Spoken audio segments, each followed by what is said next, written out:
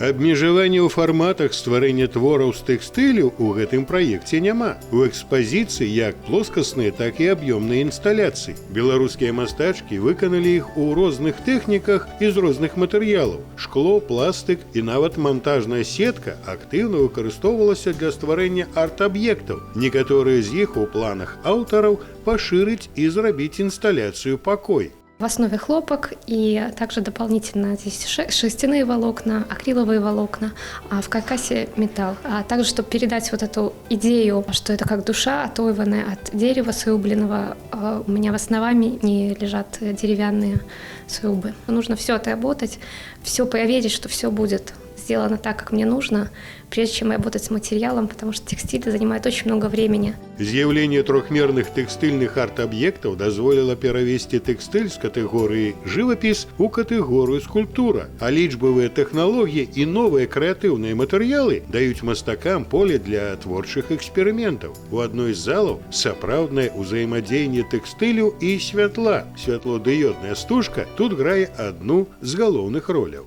Авторы потихоньку нащупывают новые стороны, куда можно пойти и как использовать текстиль не только на стене, и в арт-объектах, в каких-то инсталляциях очень красивых, больших, интересных, но и со световыми приемами, как здесь вот продемонстрировали авторы.